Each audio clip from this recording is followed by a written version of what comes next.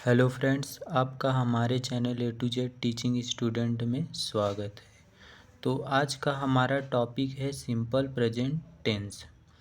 पहचान: वाक्य के अंत में केवल है, हूँ, हो इत्यादि शब्द। Helping verb is am are.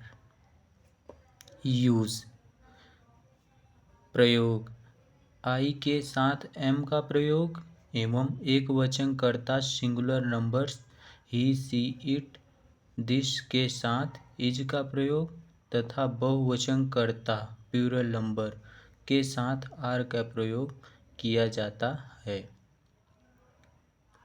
यह रिवाइज क्लास है, इसलिए यहाँ रूल यानी नियम को उदाहरण एग्जाम्पल्स वाक्यों के द्वारा समझाएंगे।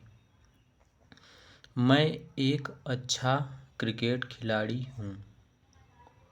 तो हूँ वाक्य के अंत में है, तो इससे पता चल रहा है कि हमारा ये सिंपल प्रेजेंट टेंस है। और दूसरा नंबर क्या है कि इसमें मेन वर्ब नहीं दिया है।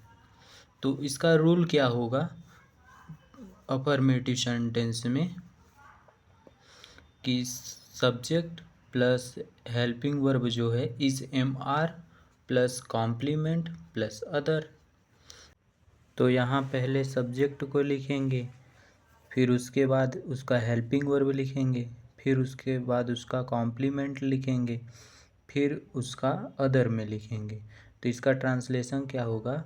I am a good cricket player. दूसरा नंबर वाक्य क्या है? वह मेरी माता जी हैं। वह मेरी माता जी हैं। सी इज माई मदर। यहाँ इससे पता चल रहा है कि ये अफर्मेटिव है, क्योंकि इस वाक्य के अंत में नहीं, बीच में कहीं नहीं आया है। तीसरा नंबर वाक्य क्या है? वे बहुत बड़े चोर हैं। तो पहले सब्जेक्ट इसमें लिखेंगे दे, फिर ये जान रहे हैं कि वे है तो यानी plural number, they are very fast thieves. अब थिप का यहाँ थिप्स क्यों हो गया? क्योंकि एक चोर नहीं है, कई चोर है। थीव प्लस VES ऐड करेंगे तो थिव्स हो जाएगा। चौथा नंबर वाक्य है मेरी माताजी दफ्तर में नहीं हैं। तो पहले सब्जेक्ट को लिखेंगे, फिर इसका रूल क्या होता है निगेटिव में? Subject plus helping verb is am are plus not plus complement plus other. तो सब्जेक्ट लिखेंगे my mother is not in office. पांचवा नंबर वाक्य क्या है? वे चालाक लड़के नहीं हैं। वे चालाक लड़के नहीं हैं। They are not clever thieves. अब छठवां नंबर वाक्य क्या है? क्या मेरे पिताजी दफ्तर में हैं? क्या मेरे पिताजी दफ्तर में हैं?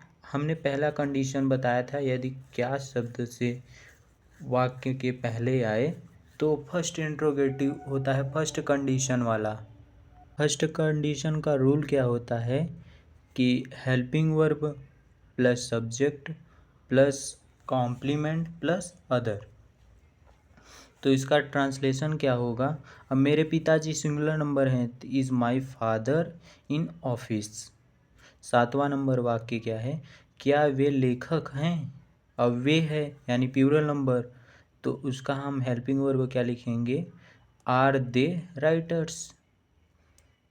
आठवां नंबर वाक्य है सेकंड इंट्रोगेटिव का सेकंड कंडीशन पे, तुम एक अच्छे गायक क्यों हो? तुम एक अच्छे गायक क्यों हो? तो यहाँ सेकंड कंडीशन का रूल क्या होता है कि question word plus helping verb plus subject plus complement plus other. तो पहले इसमें क्वेश्चन वर्ड क्या है? वाई। तो why are you good singer. अब नौवां नंबर वाक्य क्या है? वे महान लेखक क्यों हैं? वे महान लेखक क्यों हैं? Why are they good writers. यहाँ हमने क्या किया कि पहले क्वेश्चन वर्ड को लिखा, फिर उसके बाद हेल्पिंग वर्ब लिखा, प्लूरल नंबर का हेल्पिंग वर्ब क्या होता है? आर। और फिर उसके बाद सब्जेक्ट दे को लिखा, फिर गुड राइटर्स। 10वां नंबर वाक्य क्या है? क्या मेरे चाचा जी प्रयागराज में नहीं हैं? तो ये इंट्रोगेटिव विद निगेटिव का सेंटेंस है। इसका रूल क्या होता है कि पहले helping verb plus subject plus not plus complement plus other. तो इसका ट्रांसलेशन क्या होगा कि मेरे चाचा जी तो सिंगुलर नंबर है, is my father not is in Prayagraj. 11वां नंबर वाक्य क्या है? क्या वे एक अच्छे चोर नहीं हैं? क्या वे एक अच्छे चोर नहीं हैं? सब्जेक्ट क्या है? प्लूरल नंबर के साथ आर का प्रयोग।